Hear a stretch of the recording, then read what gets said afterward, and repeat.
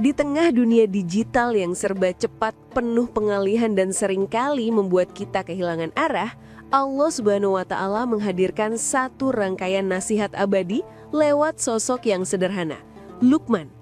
Bukan seorang nabi, bukan tokoh besar, tapi seorang ayah yang diberi hikmah. Melalui ayat-ayat ini, dari mulai menjaga tauhid, berbakti pada orang tua, membangun integritas, sampai adab dalam bersikap, Allah Subhanahu wa Ta'ala seolah mengingatkan kita bahwa jiwa yang kokoh tidak dibangun oleh teknologi, popularitas, atau pencapaian, tetapi oleh nilai-nilai dasar yang menata hati, keluarga, dan karakter. Di era digital yang mudah membuat kita rapuh, nasihat Luqman kembali menjadi arahan. Bagaimana menjadi manusia yang kuat dari dalam, bukan hanya terlihat kuat dari luar. Subhanallah walhamdulillah wa la ilaha illallah wallahu akbar wa la hawla wa la quwwata illa billahil aliyyil azim. Subhanallah walhamdulillah wa la ilaha illallah wallahu akbar wa la hawla wa la quwwata illa billahil aliyyil azim. Sallu ala Nabi Muhammad. Assalamualaikum warahmatullahi wabarakatuh. Waalaikumsalam warahmatullahi wabarakatuh. Ibu-ibu baik? Mana senyumnya? Bapak-bapak baik? Semangat? Masya Allah, ini ada kakek. Berapa umurnya kek? 81. Masih semangat? Semangat. Anak 12. Luar biasa. Masya Allah. Bu, kita sekarang hidup di era digital. Siapa yang belum punya HP? Berarti semuanya sudah digital. Masya Allah. Dulu di zaman Nabi belum ada HP. Karenanya para sahabat semua megang Quran. Sekarang HP dalam Quran. Tapi yang dibuka bukan Quran. Yang dibuka apa, Bu? HP. Yang dibuka HP. Masya Allah. Ya, jadi sebetulnya manusia itu sama. Sejak zaman Nabi Adam sampai hari kiamat manusianya sama. Yang berbeda hanya fasilitas. Dulu jalan kaki waktu Nabi Adam. Sekarang naik mobil. Itu aja. Dulu naik kuda. Sekarang naik pesawat. Dulu kalau mau pergi dari kampung ke kampung, ingin berkomunikasi dengan keluarga harus bertemu. Tapi kalau sekarang pakai HP. Ya Bu ya? Bahkan sekarang ada rumah sudah nggak pakai dapur. Karena semua masak pakai HP. Betul Bu? Betul banget. Betul banget. Jadi ada seorang bapak-bapak ngundang saya pengajian di rumahnya. Begitu keluar masakan yang begitu luar biasa. Masya Allah.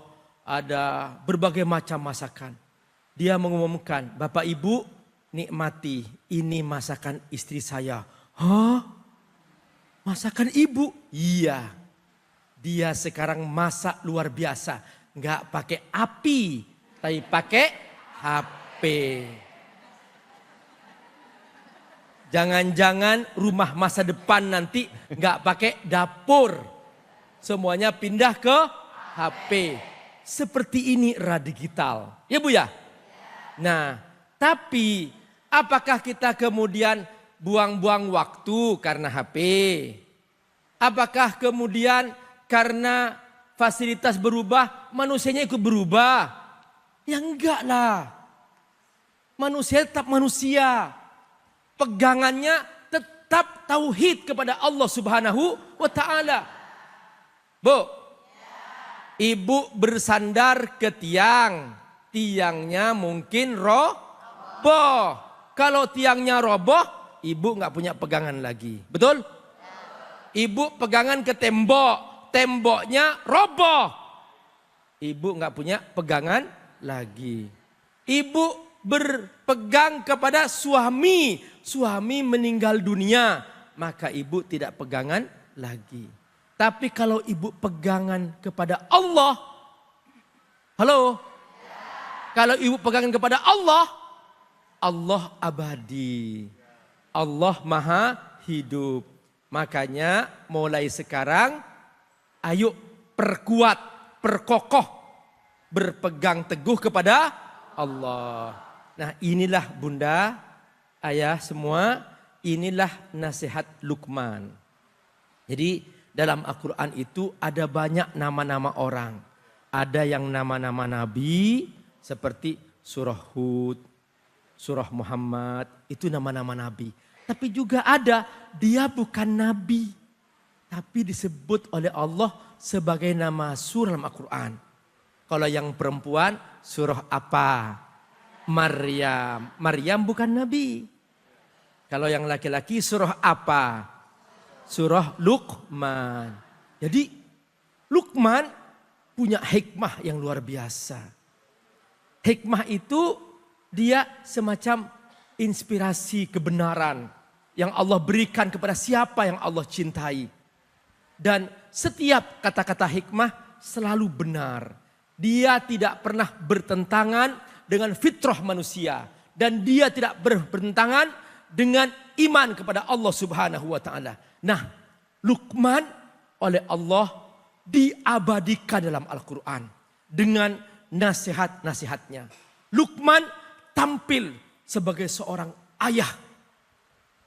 Pak, sempatkan lihat anak.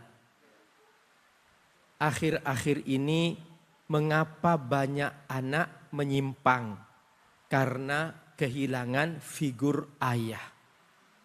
Surah Luqman pesan khusus. Dengan isyarat Allah ingin mengatakan bahwa wahai ayah, jadilah kamu seperti Luqman. Jangan tinggalkan anak. Sesibuk apapun engkau mencari nafkah, anak tetap kau lihat. Keluargamu adalah hidupmu. Maka jangan menjadi pribadi yang menjauh dari keluargamu. Seorang ayah tanpa keluarga, maka dia seperti sebuah perahu tanpa nakhoda. Maka perahu itu akan terombang-ambing tanpa sebuah arah. Nah, Allah abadikan surah Luqman, pesan bagi seorang ayah. Ternyata di antara pesan Luqman yang bisa kita jadikan pegangan sampai sekarang, yaitu pesan agar bertauhid kepada Allah Subhanahu wa ta'ala. Sekalipun zaman berubah, kendaraan berubah, transportasi bisa terbang, komunikasi lewat handphone, bahkan bisa video call bergambar. Tapi manusia tetap manusia. Pegangan tetap tauhid kepada Allah Subhanahu wa ta'ala. Dengarkan apa kata Luqman. A'udzubillahi minasyaitonirrajim. Bismillahirrahmanirrahim. Wa idh qala Luqmanu li ibnihi. Wa idh qala Luqmanu li ibnihi. Wa huwa ya'idhuhu. Kata Allah, ingatlah. Muhammad, ingatlah. Apa yang diingat? Kisah tentang Luqman. Ketika Luqman berkata, qala Luqman li ibnihi.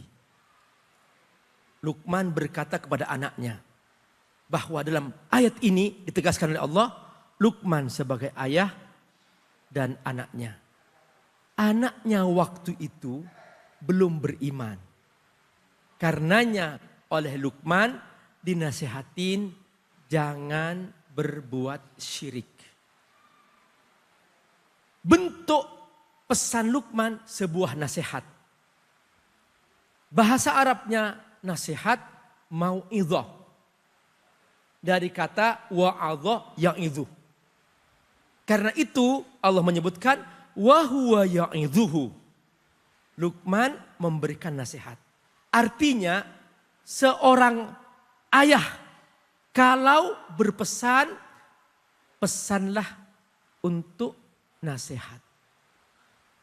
Mau'idhah adalah nasihat yang diungkapkan dengan hati. Bukan marah-marah. Bukan emosi. Tapi dengan hati. Semua kata yang diucapkan dengan hati, dia akan masuk ke hati. Suami akan dicintai oleh istri ketika setiap kata-katanya bermula dari hati.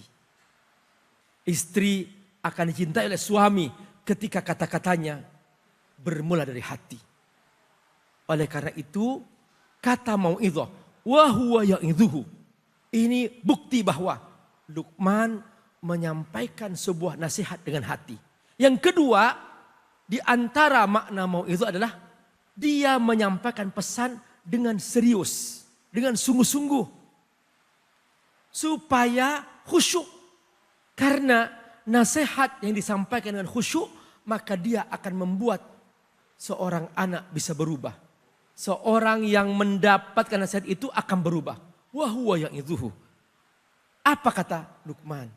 Ya bunayya, wahai anakku sayang. Kata bunayya, ini pesan panggilan sayang. Jangan biasakan panggil nama, Bu. Namanya Ali, sini Li, sini Li. Panggil, wahai anakku, sayangku, panggil. Jadi itu sentuhan hati. Bu, ibu kalau dipanggil suami, namanya Najiha, Jehe. Enak enggak? Ya. Kalau dipanggil cantik. Beda kan? Beda. Makanya Allah ngajarin cara manggil. Ya bunayya, wahai anakku sayang. Apa pesannya? La tusyrik billah. Jangan berbuat syirik. Kenapa? Karena setiap kemusyrikan adalah kezaliman yang agung. Inna syirka la zulmun azim. Kenapa? Karena ketika seseorang menuhankan selain Allah, maka dia telah mendolimi diri sendiri. Apakah batu bisa jadi Tuhan? Enggak. Apakah pohon jadi Tuhan? Enggak. Semua makhluk bukan Tuhan. Yang Tuhan hanya Allah subhanahu wa ta'ala. Ucapkan. La ilaha illallah Muhammadur Rasulullah. Masya Allah. Terima kasih banyak Abi. Bu, apa kabar semuanya, sehat? Izinkan saya sekali lagi menyapa semuanya. Assalamualaikum warahmatullahi wabarakatuh.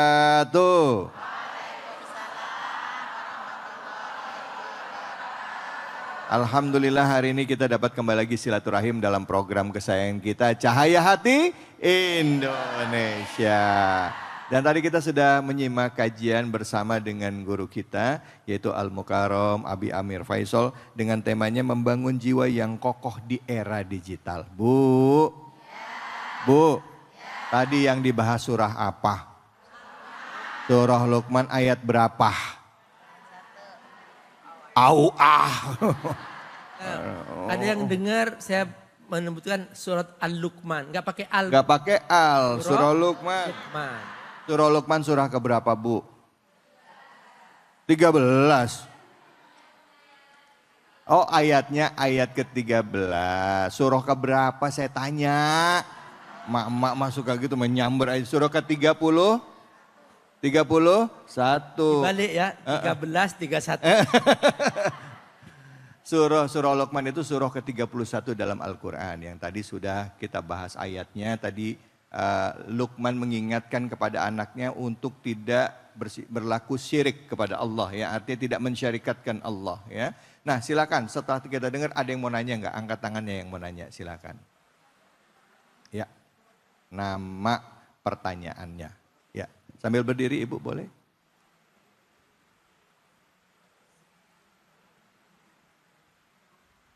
Bismillahirrahmanirrahim. Assalamualaikum warahmatullahi wabarakatuh. Waalaikumsalam warahmatullahi wabarakatuh. Mohon izin Ustadz, perkenalkan nama saya Sri Hartati dari Jami Adikro Cikunir. Dalam kesempatan ini saya ingin menanyakan Pak Ustadz, bagaimana cara menghadapi anak yang nakal? Sedangkan anak itu udah saya nasihatin atau udah kita nasihatin dan berulang-ulang kita sabar dan kita nasihatin lagi. Tapi anaknya masih ngeyel begitu Pak. Nah, apakah didikan ini kami yang salah? Mohon izin solusinya. Dan apakah ini anak pada fasenya? Itu aja Pak. Ya, cukup sekian. Akhirul kalam. Assalamualaikum warahmatullahi wabarakatuh. Waalaikumsalam. Ibu mohon maaf namanya Ibu siapa? Sri Hartati. Ibu Sri Hartati, saya mau tanya sebelum Abi jawab, izin ya Abi ya. Saya tanya, ini anaknya ngeyel apa nguayel? Nguayel. Oh nguayel, oke. Silakan Abi. Anaknya nguayel gitu Abi, silakan Itu Abi. dia. Setiap anak dilahirkan dengan tabiat masing-masing. Jangan paksa anak menjadi seperti bapaknya, menjadi seperti ibunya. Setiap anak membawa sifatnya sendiri-sendiri dari Allah Subhanahu wa Ta'ala. Oleh karena itu, cara memperbaiki dari anak ke anak itu berbeda-beda. Ada anak, dia lebih suka mendengar nasihat dari ayahnya. Maka yang paling pas menyampaikan nasihatnya adalah ayah. Ada anak lebih pas kalau dia yang menyampaikan nasihatnya adalah ibunya. Maka yang menyampaikan nasihatnya adalah ibunya. Jadi kalau ternyata ibu berkali-kali ngasih nasihat, anak enggak berubah, jangan-jangan yang pas bapaknya. Maka bapak yang diminta untuk mendekatinya. Bapak enggak berubah. Ibu juga enggak berubah. Coba jangan-jangan gurunya di sekolah. Ibu cari tahu siapa kira-kira guru yang bisa didengar oleh anakku ini. Nah, begitu ketemu guru itu, ibu dekatin, tolong dong anakku kasih nasihat. Ternyata ayah enggak berubah. Ibu enggak berubah, guru juga berubah. Ada sebuah perubahan. Menunggu waktu. Jadi nanti dia akan sampai pada waktunya akan berubah. Tugas ibu selama menunggu waktu itu berdoalah kepada Allah Subhanahu wa Ta'ala. Jangan berhenti berwudu. Jangan berhenti bersujud. Doakan sang anak. Banyak sekali para tokoh besar, para kiai besar, para ulama besar, mereka di waktu kecilnya, mereka adalah orang-orang bandel. Tapi begitu dia besar, dia menjadi ulama besar, pemberani. Allah mencetak keberanian dalam dirinya yang Allah munculkan ketika masih kecil. Karena Allah menyiapkan baginya nanti ketika dia besar, dia akan menjadi ulama besar, pejuang besar, tokoh besar. Itulah jiwa-jiwa seorang anak. Jadi yang paling penting, jangan prasangka buruk kepada anak. Anak insya Allah adalah simpanan kita, amal jariah kita. Tetaplah berhati baik kepada mereka. Insya Allah, terima kasih banyak Abi. Bu, Bu, kalau di dalam metode pengasuhan, anak itu nggak ada yang bandel, ya. Yang ada anak kreatif, bahasanya begitu ya, Will ya. Tapi ada juga kita mesti bedain antara anak yang kreatif, bandel sama anak yang kurang ngajar, Abi. Sekarang banyak anak-anak ya yang dididik, saya nggak tahu ya. Ini kurang ngajar sikapnya terhadap guru, terhadap orang tua. Ini yang harus jadi PR kita ya Abi ya. Benar. Karena kalau bandel itu kreatif mungkin ya, tapi kalau kurang ajar itu didikan kita, didikan akhlak orang tua. Tapi nanti kita bahas. Ya. Bandel itu out of the box. Out of the box ya, itu bandel itu mungkin kreatif. Tapi kalau kurang ajar, ini nanti kita bahas lebih banyak ya, lebih dalam lagi. Kita akan bahas surat Luqman. Bagaimana Islam mengajarkan orang tua untuk mendidik anak-anaknya. Hanya di sini, di Cahaya Hati Indonesia. Subhanallah walhamdulillah wa la ilaha illallah wallahu akbar wa la hawla wa la quwwata illa billahil aliyyil azim. Sallu ala Nabi Muhammad. Baik, alhamdulillah rabbil alamin, kita kembali lagi di Cahaya Hati Indonesia, dan tadi di segmen awal kita sudah mendengarkan tausiah dari guru kita Abi Amir Faisal, dan sekarang masuk segmen kedua.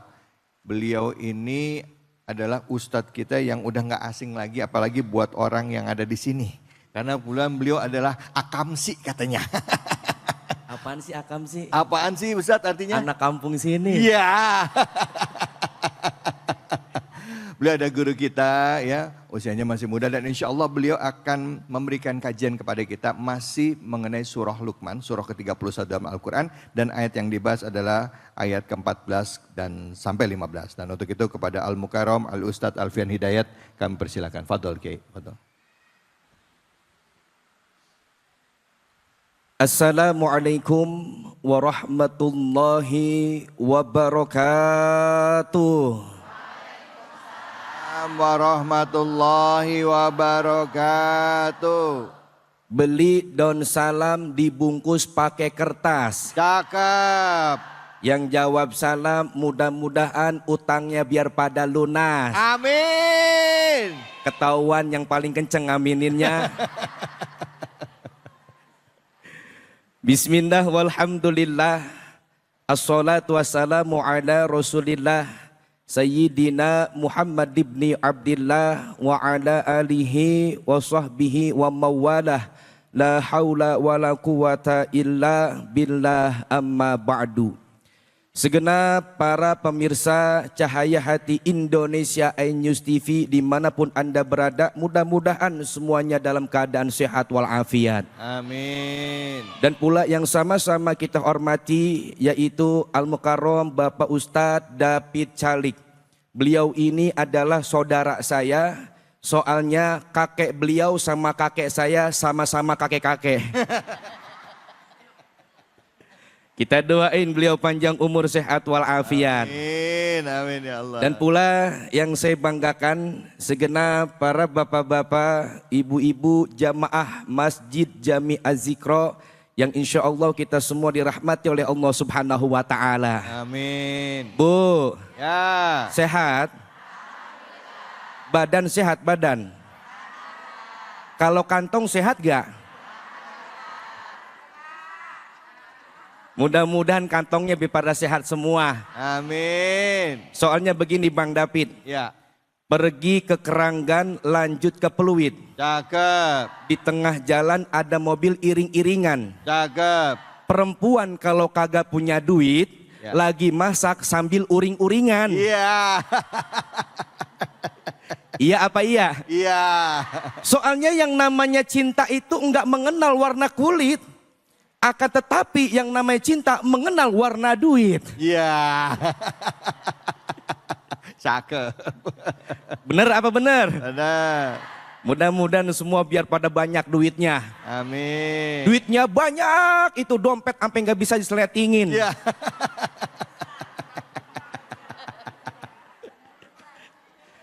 Para bapak ibu yang berbahagia, bahwasanya di dalam surah Luqman ayat ke-14 dan 15. Di situ menjelaskan bahwasanya Allah memerintahkan kepada manusia untuk berbuat baik, untuk berbakti kepada orang tua. Terlebih-lebih dalam ayat tersebut menjelaskan begitu amat besar perjuangan pengorbanan seorang ibu. Hamalathu ummuhu wahnan ala wahnin. Ketika ibu mengandung kita dengan keadaan lemah yang terus menerus. Begitu amat sabar. Begitu amat sayang kepada anaknya yang berada dalam kandungan. Kemana-mana dibawa kan ya.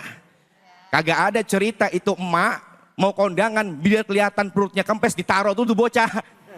Gak ada. Begitu amat sayangnya. Tidur kadang-kadang mohon maaf udah serba salah. Kandungan semakin besar. Telentang udah kayak bukit. Miring udah kayak angka 3. Tengkurap ngeri anaknya gepeng. Itulah perjuangan pengorbanan seorang ibu. Dia mengandung dan pula melahirkan kita ke dunia ini. Apa taruhannya? Yaitu nyawa. Kalaulah memang disuruh milih. Yang kau panggil, yang kau cabut nyawanya ya Allah. Aku atau anakku, lebih baik aku yang kau cabut. Yang penting anakku selamat dan sehat lahir ke muka bumi ini. Bener apa bener? Luar biasa. Nyawa taruhannya. Ketika melahirkan kan, wah Allah, itu sampai teriak-teriak kan ya. Laki di samping enak banget ngomong, ngerasain aja sayang, emang udah bagian elu. Iya apa iya? Dia mah kagak ngerasain sebagai supporter doang. Lah kan emak yang ngerasain mah luar biasa. Beribu-ribu bahkan berjuta-juta rasa sakit yang dirasakan oleh seorang ibu kita melahirkan. Lahir itu anaknya. Itu anak menangis, ea. Ya kan ya? Ada yang berarti itu anak Sunda itu. Itu yang tadinya rasa sakit yang dialami oleh emak hilang begitu saja. Melihat anaknya lahir dengan selamat dan sehat. Iya apa iya? Setelah melahirkan apakah selesai perjuangan di situ saja? Tidak. Menyusui. Sampai kapan? Sampai itu anak berusia 2 tahun. Makanya kan ada syair lagu ya. Yang sering kita nyanyiin apalagi tim qosidah ya. Ibu kaulah wanita yang mulia. Derajatmu 3 tingkat dibanding ayah. Ibu Kaulah wanita yang mulia. derajatmu 3 tingkat dibanding ayah. Kau mengandung, melahirkan, menyusui, ngandung lagi, lahirin lagi, nyusuin lagi. Gitu terus aja punya anak sampai 15 itu dia. Allah. Mohon maaf, orang tua kita dulu bilang begini, makin banyak anak, makin banyak rejeki. Ya. Orang tua kita dulu kan anaknya ada yang 15, ada yang 12, ya kan? Itu kalau anak 12 laki semua cocok itu grup sepak bola. Satu cadangannya itu. Benar apa benar? Benar. Tapi luar biasanya adalah seorang ibu bisa ngurusin anak sebanyak itu. Anak 15 diurusin semua. Tapi belum tentu 15 anak bisa ngurusin satu orang ibu. Iya apa iya? Inilah luar biasanya ibu. Punya anak 15, kalau mau lebaran anaknya pada datang ke rumah orang tuanya semua. Satu anak ngasih duit 1 juta. Kalau 15 berarti itu orang tua dapat 15 juta.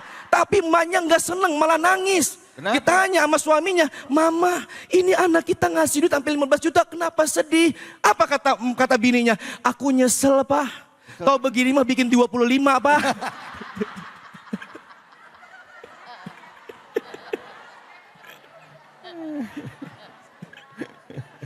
Ya kan kalau 25 kan lumayan 15 juta Bang David. Bener apa benar? Benar. Makanya di sini dijelaskan bahwasanya wajib berbakti dan berbuat baik kepada orang tua. Memenuhi daripada perintahnya selagi perintahnya tidak keluar daripada syariat agama. Memenuhi daripada keinginannya. Ini tanda seorang anak yang soleh dan solehah. Maka dari itu jangan pernah kita lalai, jangan pernah kita lupa untuk mendoakan orang tua kita. Sebab kata baginda Nabi Muhammad SAW, apabila terdapat seorang hamba dia meninggalkan doa buat orang tuanya, maka rezekinya terputus di dunia. Rezeki pengen berkah, hidup pengen barokah, muliain, sayangin, cintain orang tua. Allahumma ghafirli wali walidayya warhamhuma kama Rabbayani shaghira. Allah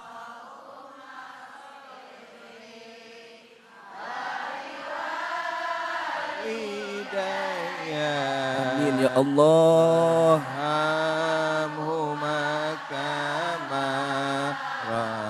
Rabbayani shaghira.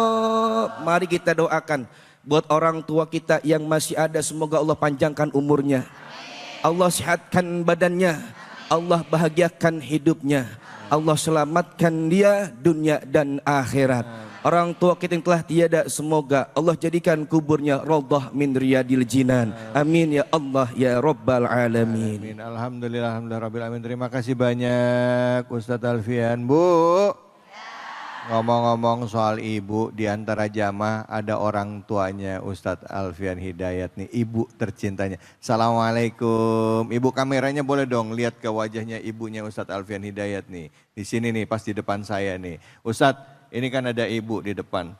Pas lagi tausiah tadi geter nggak hatinya Ustadz? Sebenarnya ini adalah momen spesial buat saya. Kenapa Ustadz? Karena saya menyampaikan nasihat mengenai ibu, dihadiri langsung oleh ibu saya, bahwasannya saya begitu amat banyak dosa terhadap ibu saya. Banyak kelalaian.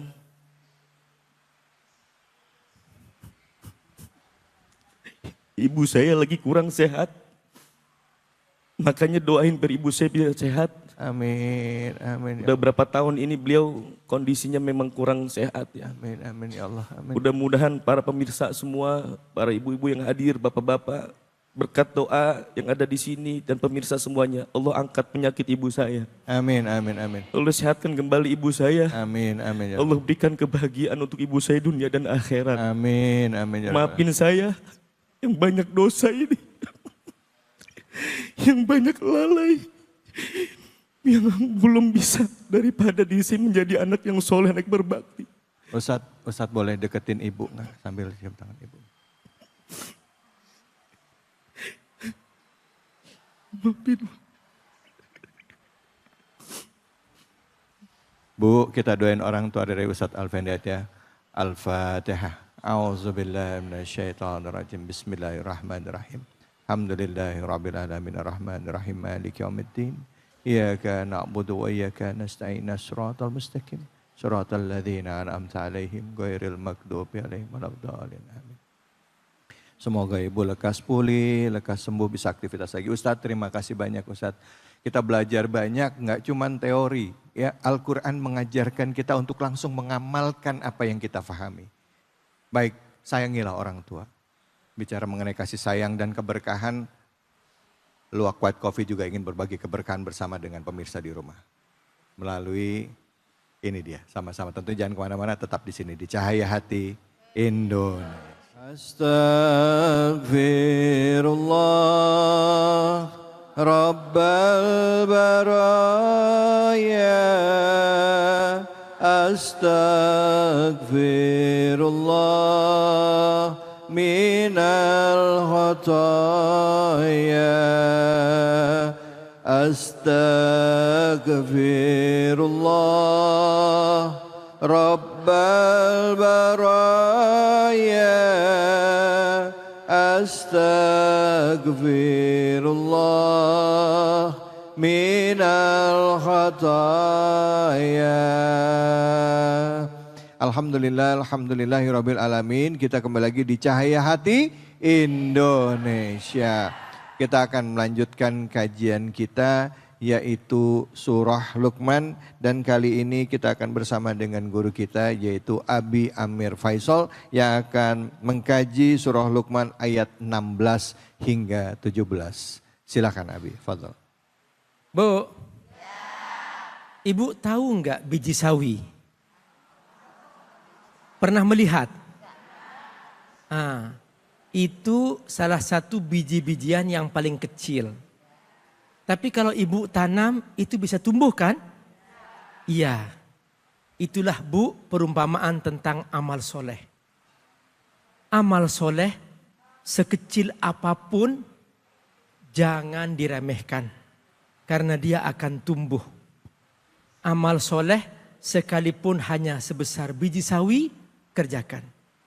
Kata Nabi, la tahqiranna minal ma'rufi syai'an walau an talqa akhaka biwajhin talqin. Janganlah kamu meremehkan sebuah amal baik sekecil apapun, sekalipun kamu hanya dengan tersenyum kepada saudaramu. Coba senyum pada temannya sebelahnya. Yes. Wih, luar biasa kan? Nah, nanti senyumnya ibu ini tunjukkan pada suami.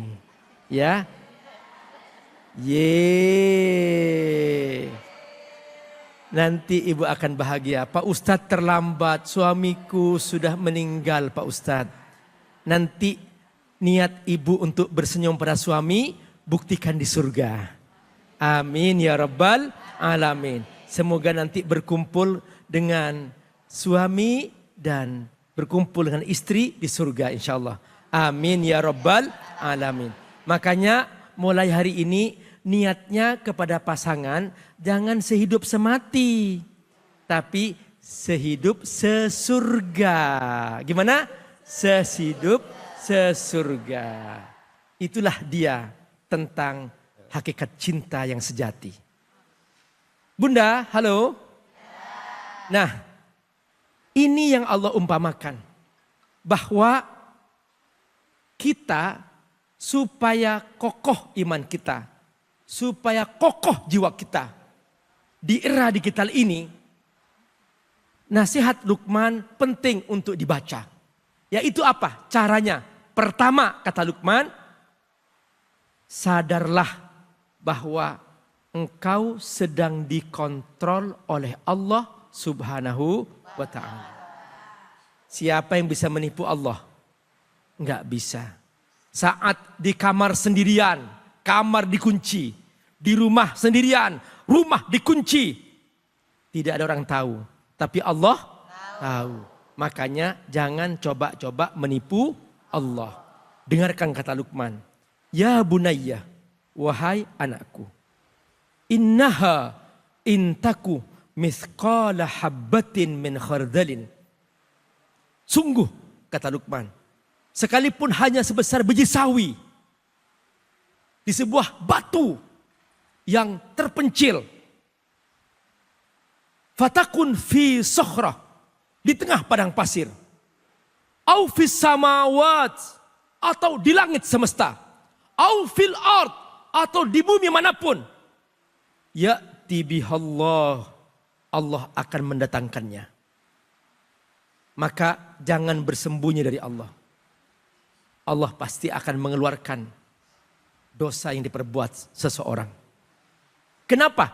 Innallaha latifun khabir. Allah maha lembut. Artinya Allah maha lembut, ilmu Allah sangat luas. Khabir, Allah akan memberikan balasan terhadap amal sekecil apapun. Ini cara pertama. Apa Bu? Merasa dikontrol oleh Allah. Lagi, cara pertama, merasa dikontrol oleh Allah. Yang kedua, kata Luqman, Ya bunayya, wahai anakku, aqimis sholah, tegakkan sholat. Ingat, mulai hari ini jangan membiasakan diri melambat-lambatkan sholat. Orang yang segera sholat, menjelang adzan sudah wudhu, adzan dikumandangkan langsung jawab. Setelah adzan langsung berdoa adzan, mendoakan Rasulullah, ati Muhammadinil wasilah, ya Allah berikan kepada Nabi Muhammad surga paling tinggi. Maka di hari kiamat dia akan mendapatkan syafaat Rasulullah sallallahu alaihi wasallam. Kata Nabi, man da'a liyal wasilah syafa'tu yaumal qiyamah. Yang ketiga, supaya jiwa kita kokoh di era digital ini adalah jadikan diri kita manusia yang bermanfaat untuk orang lain.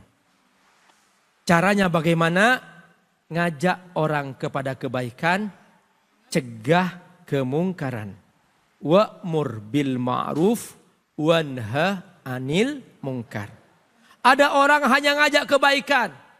Bu, itu tetangga kita berjudi. Ah, biarin aja dah. Gak boleh. Jangan hanya menjadi orang soleh sendirian. Nanti Allah akan minta pertanggungjawaban.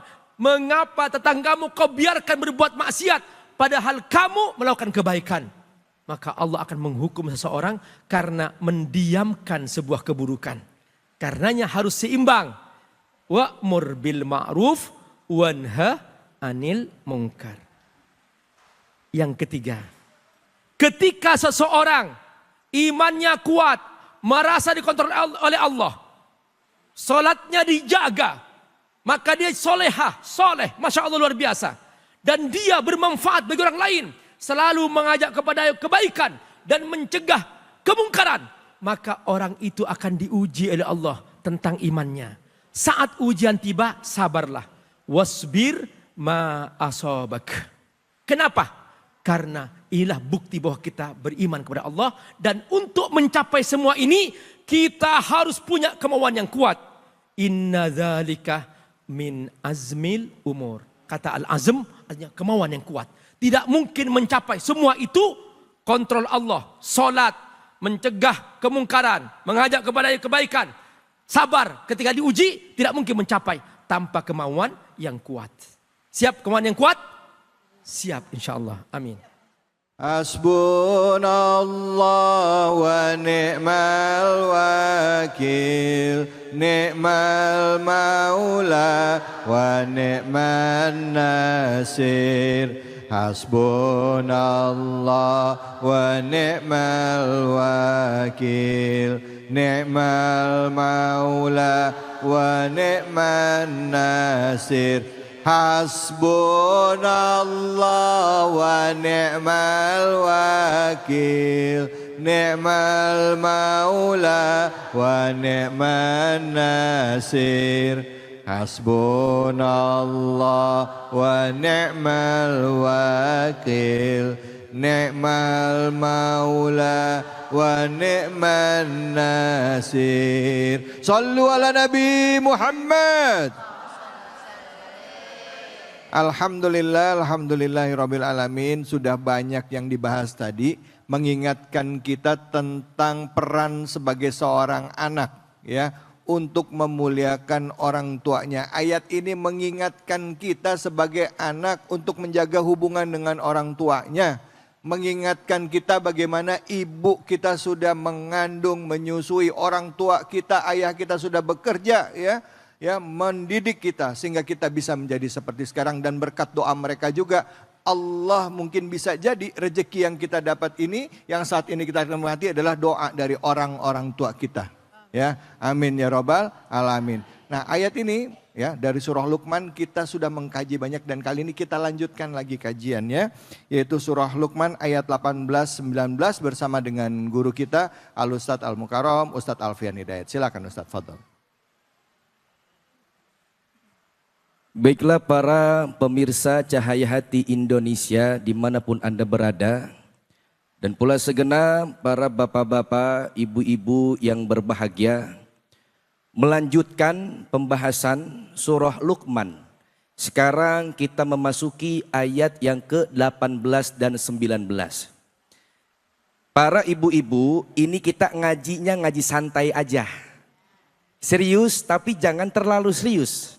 Sebab kenapa? Ada yang terlalu serius tapi ujung-ujungnya disakitin terus. Curcol. Aduh, galau jadinya. Bahwasanya pada ayat ini melanjutkan wasiat dari Luqman kepada anaknya. Wasiat apa? Yaitu untuk menjadi manusia yang memiliki budi pekerti yang baik. Sehingga dalam ayat ini Luqman melarang kepada anaknya, yaitu yang pertama jangan berlaku sombong. Yang kedua, kalau jalan biasa-biasa aja, jangan pakai digaya-gayain. Yang ketiga yaitu bertutur katalah dengan kata-kata yang lembut. Dalam surah Luqman ayat ke-18, wala tusair khaddaka linnasi wala tamshi fil ardi maruha innallaha la yuhibbu kulla mukhtalin fakhur. Larangan ini bahwasanya bisa menjadi nasihat buat kita dan pula menjadi pesan buat anak-anak kita. Wala tusair khaddaka linnas. Jangan memalingkan wajahmu kepada manusia karena sombong. Kira-kira kita nanya sama orang nih, tiba-tiba mukanya dibuang sama dia, gedeg apa kagak? Ini kalau ngomong gedeg akur Bang David. Ongkoan emang kan jamaah di sini emang satu kampung sama saya. Ya Bu ya. Gedeg apaan gedeg? Kesel. Gedeg itu ada yang bilang makanan yang dari Jogja. Budak. Gudeg mah yang nggak denger. Oh budak gitu. Coba dah kita kalau manggil orang ya, Pak lu mau kemana? Buah lo dibuang mukanya. Muka tibang atu segala dibuang. Mending kalau cakep mah ya. Ini nggak boleh. Dalam ayat itu menegaskan bahwasannya dilarang memalingkan wajah karena sombong. Yang namanya perilaku sombong itu amat dibenci oleh Allah apapun tipenya. Orang berilmu sombong dengan ilmunya Allah benci. Orang banyak duit dia kaya sombong Allah benci. Dia punya pangkat jabatan sombong Allah benci. Cuman orang sombong dicintai didemenin sama iblis. Karena kenapa? Nih CS gua ini dia nih. Iya kan iblis diusir dari sorga, dilanat sama Allah gara-gara apa? Gara-gara sombong. Disuruh sujud kepada Nabi Adam, dia kagak mau. Apa kata iblis? Saya lebih dulu engkau ciptakan daripada Adam. Aku engkau ciptakan dari api, Adam engkau ciptakan dari tanah. Aku lebih mulia tuh. Kalau ada orang yang selalu ngomong, aku lebih hebat, aku lebih pinter, aku lebih mulia. Ini titisan Masya Allah, iblisnya ke depan semua kan.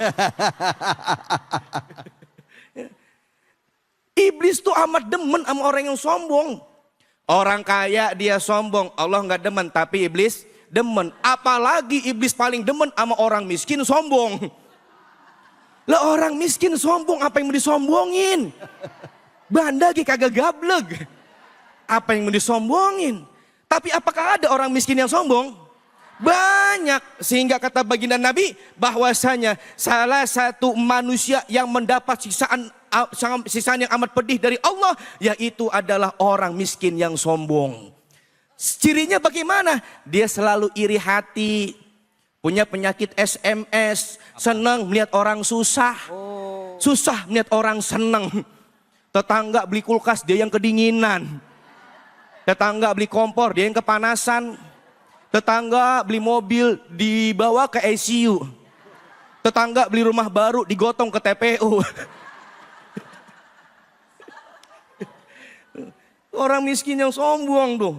Iya selalu iri hati atas kenikmatan yang orang lain miliki. Makanya ini begitu amat dahsyat teguran buat kita semua. Bahwasanya jangan pernah sekali-kali ada kesombongan di dalam hati kita. Sebab Nabi mengabarkan kepada para sahabat bahwasanya para penghuni neraka nanti salah satunya adalah orang yang sombong. La yadkhulul jannah Man kana fi qalbihi misqalu dzarratin min kibrin. Tidak akan masuk ke dalam sorga seseorang yang di dalam hatinya ada kesombongan walaupun sebesar biji sawi. Kita ini makhluk lemah, benar apa benar? Nah kita mah nggak punya kekuatan apa-apa kecuali kekuatan dari Allah Subhanahu wa Ta'ala. Makanya kita sadar, Bu. Nih, kita dihormatin orang, dimuliain orang karena kita pakai baju. Berarti apa? Orang memuliakan kita, hormatin kita karena pakaian. Coba saya ceramah begini nggak pakai baju. Lah pada bubar semua. Apa kata yang bilang? Ya mulai PA tuh Ustaz tuh. Sadar kita ini tuh masih butuh. Kita menutupi daripada aib-aib kita dengan apa? Dengan pakaian. Seandainya Allah buka aib saya pada kesempatan kali ini, saya yakin nggak ada yang mau dengerin omongan saya. Makanya kita mohon maaf. Udah benar-benar Allah menutupi aib kita. Maka dari itu jangan pernah sombong dalam kehidupan ini. Karena Allah tidak suka terhadap hambanya yang sombong. Alhamdulillah. Bu. Bu. Senang nggak lihat orang sombong, Bu? Enggak, ada yang sombong di sini. Mana orangnya? Bu, yang mau nanya siapa? Angkat tangannya, silakan. Waduh, banyak nih. Saya pilih ini dah, Ibu dah. Bu, silakan, Bu. Diri, Bu, diri. Nah, gitu. Assalamualaikum warahmatullahi wabarakatuh Pak Ustaz. Waalaikumsalam warahmatullahi wabarakatuh. Saya Bu Suparti dari Majelis Taklim Azikro. Ya, silakan Ibu. Saya mau tanya bagaimana menghadapi rasa sakit hati ini, kebaikan diremehkan. Kebaikan kita diremehkan. Begitu Pak Ustadz, makasih. Assalamualaikum warahmatullahi wabarakatuh. Waalaikumsalam warahmatullahi wabarakatuh. Udah berbuat baik nggak dianggap kebaikannya gitu ya Bu ya? Aduh, kayak ngebuang, kayak ngegaramin air laut gitu ya Bu ya? Waduh, gimana tuh Ustadz? Kitanya sakit hati nih, kebaikan kita nggak dianggap, silakan Ustadz. Fadil. Menanggapi pertanyaan tersebut bahwasanya Nabi Muhammad SAW nyuruh kepada kita, yaitu wanisyanul hasanatil madiyah. Lupain kebaikan yang sudah kita lakukan. Jikalau kita melakukan kebaikan, kita diremehin tuh sama dia tuh. Padahal kita berbuat baik sama itu orang. Tapi disepelein, diremehin. Jangan pernah berharap daripada pujian orang. Tetap mau diremehin ke, mau disepelein ge, yang namanya berbuat baik harus kita lakukan. Makanya lakukan setiap kebaikan itu lillah, karena Allah Subhanahu wa Ta'ala. Semua apapun yang kita lakukan tujuannya hanya satu, yaitu untuk Allah. Kalau sudah lillah, insya Allah tidak akan pernah kecewa walaupun disepelein sama orang lain. Kira-kira Ibu saya mau tanya, digituin ikhlas apa kagak? Ikhlas apa kagak? Kira-kira besok mau berbuat baik lagi apa kagak? Lah jangan sampai disepelin berhenti buat baik. Lah iya gara-gara diremehin, udah gue jadi orang baik. Jangan, terus berbuat baik. Contoh baginda Nabi Muhammad, luar biasa beliau. Ujian kita emang gak ada apa-apanya daripada ujian dihadapi oleh para nabi dan rasul. Rasulullah berbuat baik kepada para musuhnya. Rasulullah berbuat baik kepada orang yang menyakitinya. Tapi apakah dibalas oleh baginda Nabi? Tidak. Nabi ketika hendak ke masjid saja diludahin, dilemparin ontak, dilemparin pakai kerikil. Yang ngebagal tiba-tiba nggak nongol tuh. Nabi nanya sama tetangganya, ini orang yang biasa bagelin saya kemana? Lagi sakit ya Muhammad. Apa yang dilakukan oleh Rasulullah? Beliau pulang ngambil roti, ngambil makanan, ngejenguk orang yang suka ngebagelin. Kalau kita mohon maaf, ada orang di sama kita. Tadi apa? Ngapa? Hah? Ngapa tadi? Apa? Ngebagelin. Ngebagelin tuh apa? Nimpuk. Alah. Lah bag, ini ngomong bahasa Bekasi ini kita. Ini mah kita kampung, beliau udah yang komplek. Oh iya. Lah saya bingung ngebagelin apa ini. Jadi para pemirsa, ngebagel itu nimpuk. Nimpuk itu ngelempar begitu dah ya. Iya ada ya. Luar biasa.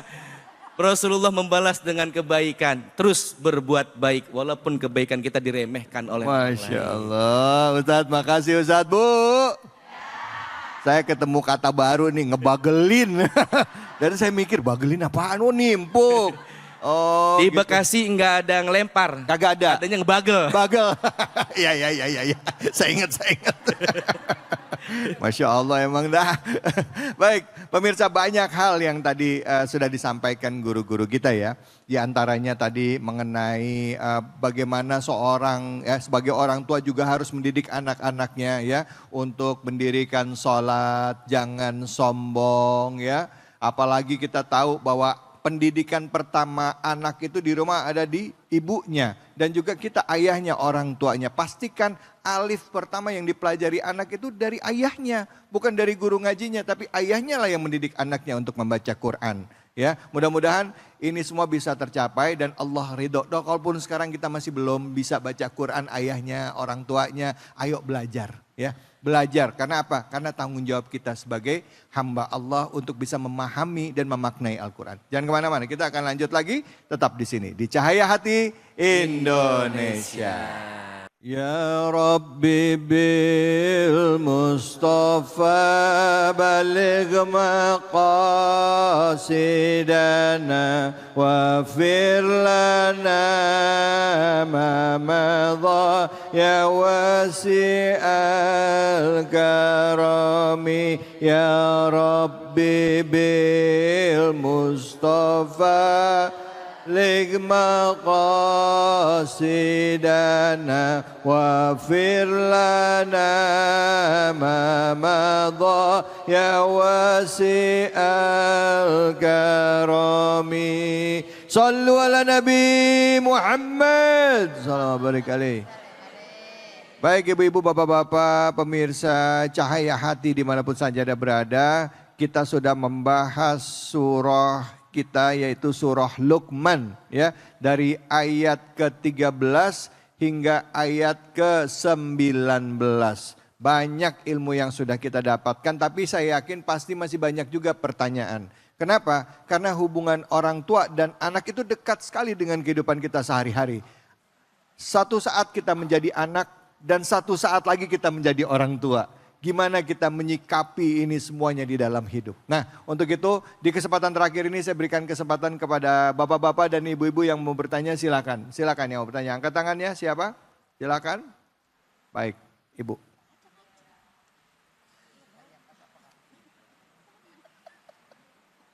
Bismillahirrahmanirrahim. Assalamualaikum warahmatullahi wabarakatuh. Waalaikumsalam warahmatullahi wabarakatuh. Saya bertanya sama Pak Ustadz Ya. yang di depan. Iya. Saya Nama siapa? Nama saya Nama, Bu. adalah Ibu Siti Hamidah dari Majelis Taklim Az-Zikro. Baik, Ibu Siti Hamidah. Pertanyaannya, Bu. Pertanyaannya, ada seseorang yang diolok-olok ya atau merasa direndahkan ya. Terus bagaimana yang direndahkan itu adalah satu ujian ya, dan juga apakah bisa dia itu menunjukkan atas kemampuannya atau keberhasilannya atau menjadi sukses. Itu yang saya tanyakan. Terima kasih. Wassalamualaikum warahmatullahi wabarakatuh. Waalaikumsalam. Oke. Maksudnya ada seseorang yang diolok-olok. Apakah olok-olokan orang ini bisa jadi motivasi orang ini untuk bisa menjadi sukses? Begitu ya Bu ya? Gitu. Boleh nggak begitu? Artinya motivasi suksesnya itu adalah karena adanya olok-olokan orang. Dia pengen ngebuktiin sama orang tuh. Lihat loh, suatu saat gue gantian loh ya. Nah, sekarang loh, besok gue ya gitu ya Bu ya? Iya betul. Bu, iya aja. Tapi nggak kayak gitu juga. Oh enggak gitu, enggak. Silakan Ustaz Fadol, silakan. Abi Amir Fadol Abi. Waktu masih kecil, saya seringkali dibully oleh teman-teman. Sehingga nenek saya, kalau saya mau ngaji ke masjid, dia mengantarkan saya ke masjid, kemudian menemani menunggu supaya saya keluar dari masjid nanti nggak diolok-olok. Karena saya waktu itu paling kecil. Di hati saya selalu berkata, suatu saat Allah akan menunjukkan bahwa aku punya kelebihan. Dan ternyata alhamdulillah orang yang suka mengolok-olok itu sampai sekarang biasa-biasa saja. Tapi dengan diolok-olok itu akhirnya saya berusaha untuk bangkit. Kalau belajar saya harus ranking 1 sehingga nggak pernah gagal dari SD kelas 1 sampai SD kelas 6. Di pesantren juga kelas 1 sampai kelas 6 di pesantren Al-Amin nggak pernah gagal dan selalu ranking. Nah ternyata bagi teman-teman atau siapa anak-anak kita, cucu kita yang mengalami hal yang sama, bangun semangat bahwa buktikan bahwa kamu berhasil. Jangan langsung menganggap bahwa itu penyebab keminderan sehingga dia putus asa. Jangan. Tapi jadikan itu motivasi untuk menjadi berhasil. Dan itu pengalaman saya sampai saya mencapai doktor Bunda. Alhamdulillah karena saya ingin membuktikan bahwa aku bisa. Karena diolok-olok waktu masih kecil. Ya. Masya Allah. Tapi Abi ada nggak perasaan dendam gitu Abi? Maaf ya kadang-kala kan kita sebagai manusia kan diolok-olok itu jadi kayak dendam gitu Abi. Bukannya Islam itu melarang kita dendam dengan orang Abi? Kalau dendam tidak boleh. Dendam tidak boleh. Apa membedakan? Karena garisnya tipis sekali gitu Abi. Apa yang membedakannya Abi? Ya kalau dendam ingin membalas. Oh. Atau mendoakan keburukan bagi orang itu. Oh. Nah tapi kalau menjadikannya motivasi maka dia kembali kepada diri sendiri. Bahwa aku harus berhasil. Sehingga nanti dia kagum kepadaku. Ya Allah. Dan alhamdulillah ketika dia melihat saya seperti ini, dia kagum selalu kepada saya. Masya Allah, Masya Allah. Ini jadi ada istilah katanya sukses itu the best revenge. Katanya balas dendam terbaik adalah sebuah kesuksesan tanpa harus menyakiti orangnya. Begitu ya? Yes, ya? itu benar. Luar biasa, Masya Allah. Baik, kalau tadi Bu udah nanya, sekarang giliran saya nanya nih sama Ustadz Alfian nih. Ustadz, ya kalau tadi kan kita ngedengar ada istilah ngedidik anak itu ada anak yang ngeyel sama ngueyel ya. Tapi ada juga tadi sempat di awal saya bilang ada anak yang kurang ajar ya. Nah gimana nih cara kita sebagai orang tua, mungkin Abi nanti juga bisa nambahin juga, kita menghadapi atau mendidik anak yang udah kelakuannya seperti itu gitu, kurang ajar gitu, sama gurunya kurang ajar, sama orang tuanya kurang ajar, diomongin gak mau, bahkan zaman sekarang nggak sedikit kasus pembunuhan yang dilakukan anak kepada orang tuanya. Banyak terjadi, bahkan juga kepada gurunya. Silakan Ustadz Fadol. Yang menjadikan karakter seseorang itu ada beberapa faktor. Yang pertama faktor keluarga dan yang kedua faktor lingkungan. Ini harus kita perhatikan. Terkadang di rumah sudah kita didik, sudah kita ajarkan, tapi lingkungan tidak mendukung. Sehingga di lingkungannya itu yang tadinya di rumah sudah menjadi baik, tahu-taunya di lingkungan dia berada yang di lingkungan tidak baik. Hal yang tidak baik itu dibawalah ke rumah. Makanya sering sekali kan kita itu melihat anak-anak kita nih, kita kan punya anak nih. Di rumah udah kita bilangin jangan ngomong kasar. Kalau ngomong yang baik-baik, dia keluar main sama temennya yang ngomongnya kasar. Pulang ke rumah itu omongan dibawa sama dia ke rumah. Alhasil apa? Ujung-ujungnya ngikutin ngomong yang kagak baik. Makanya tanamkan nilai-nilai agama kepada anak-anak kita. Baik di rumah maupun di lingkungan. Dan selalu berpesan, bergaulah dengan orang-orang yang baik supaya kamu bisa menjadi orang baik. Yang namanya teman itu cerminan kita. Teman itu cerminan kita Bu. Ibu main sama tukang minyak wangi, kebagian gak wanginya? Kebagian. Ibu main sama tukang minyak tanah, kebagian gak baunya? Kebagian. Tuh teman tuh. Teman itu cerminan kita. Makanya harus diawasi, bukan di rumah doang. Tapi lingkungan pun sama harus diawasi. Ini teman saya mainnya sama siapa. Ya. Itu menjadi faktor itu. Perubahan atau sikap anak itu gara-gara apa? Faktor keluarga dan faktor lingkungan. Mudah-mudahan. keluarga kita baik, Amin. lingkungan kita juga baik semua. Amin, makasih. Abi, bagaimana Abi melihat sekarang kalau ngomong lingkungan nggak cuma sekedar tetangga, bahkan teknologi juga jadi lingkungan juga. Nggak sedikit sekarang anak-anak itu sibuk sama gadgetnya aja. Ya, dapat informasi semua ya cuman di gadgetnya aja tuh, di handphonenya aja atau di komputernya aja. Gimana kita nyikapinya? Dan banyak itu ya ajaran-ajaran yang garis keras atau melakukan bunuh diri, itu semua banyak aksesnya di internet itu, ngeri. Silakan Abi, gimana nyikapinya Abi? Hari itu di Jakarta nampak tegang. Ada seseorang melompat dari lantai paling tinggi dalam keadaan sudah meninggal dunia. Kakinya nih, tulangnya masuk ke dadanya sudah.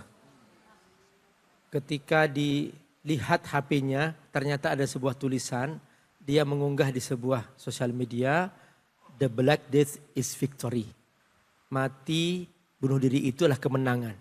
Ternyata Bunda, kalau sayang anak, sayang cucu, kendalikan. Jangan dibebaskan anak-anak kita pegang HP, pegang handphone setiap hari.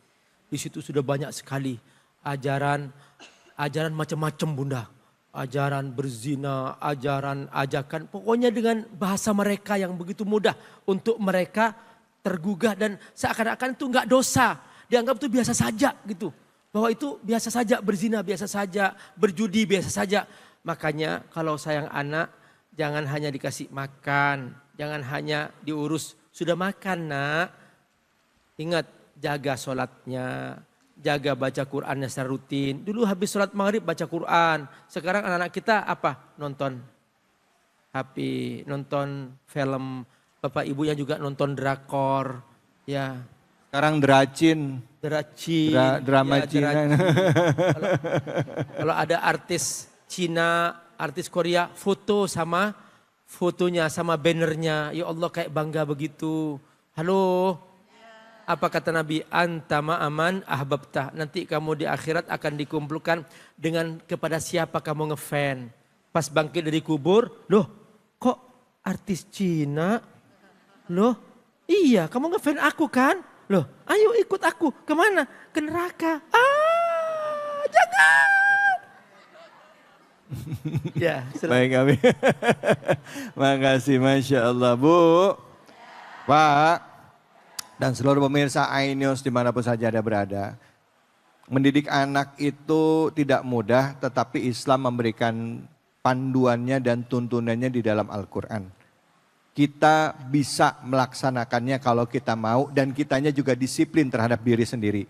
Orang tua adalah contoh bagi anak-anaknya. Kalau ingin anak-anak kita jauh dari gadget, ingin anak-anak kita lebih dekat dengan Al-Quran, contohkan bahwa dalam keseharian kita juga dekat dengan Al-Quran. Jadikan Al-Quran sahabat kita, tuntunan kita, dan kita amalkan, kita praktekkan apa yang kita baca di dalam Al-Quran. Insya Allah kita akan selamat dunia dan akhirat. Untuk itu di penghujung acara mari kita berdoa bersama dengan guru-guru kita yang insya Allah akan dipimpin oleh Al-Mukarram Abi Amir Faisal. Silakan Abi Fadl.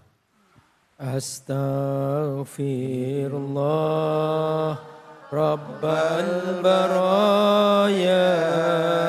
Astaghfirullah minal khataya.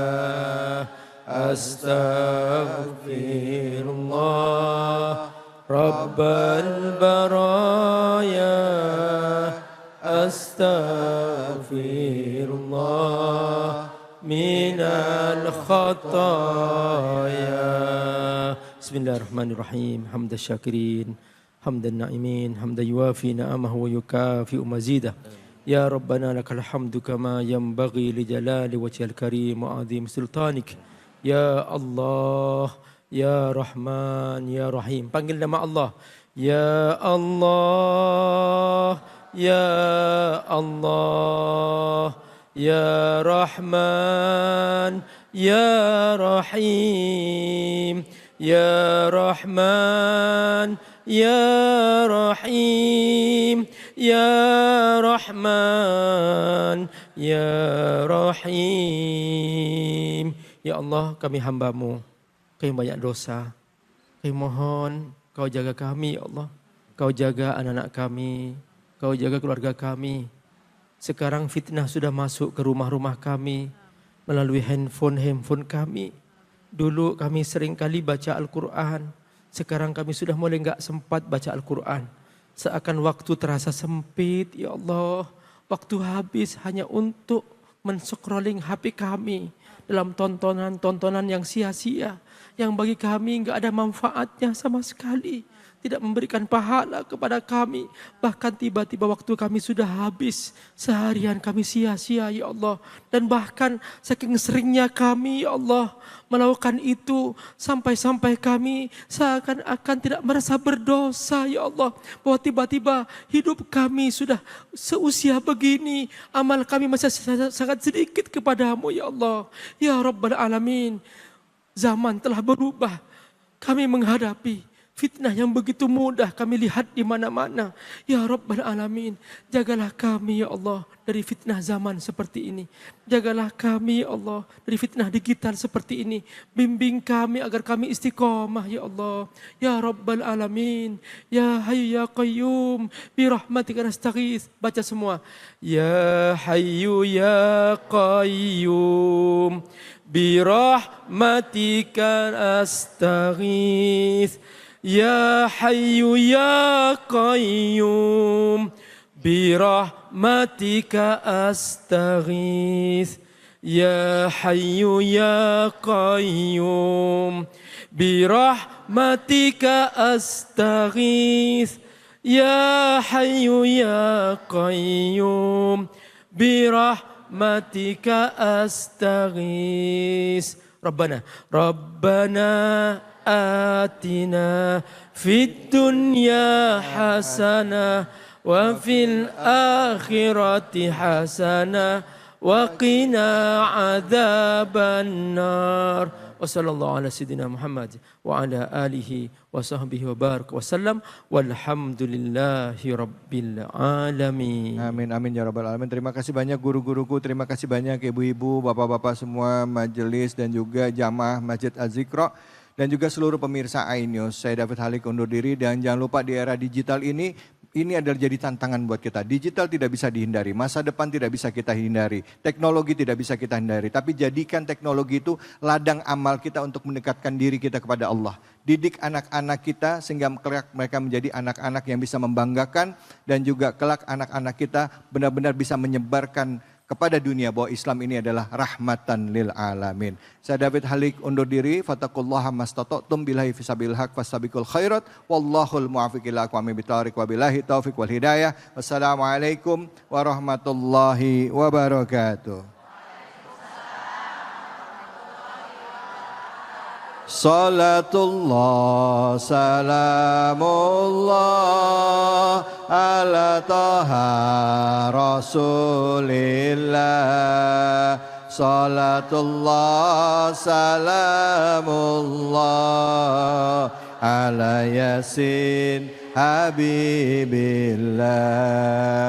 Tawassalna bi bismillah wa bil hadi rasulillah wa kulli mujahidin lillah bi ahlil badri ya Allah.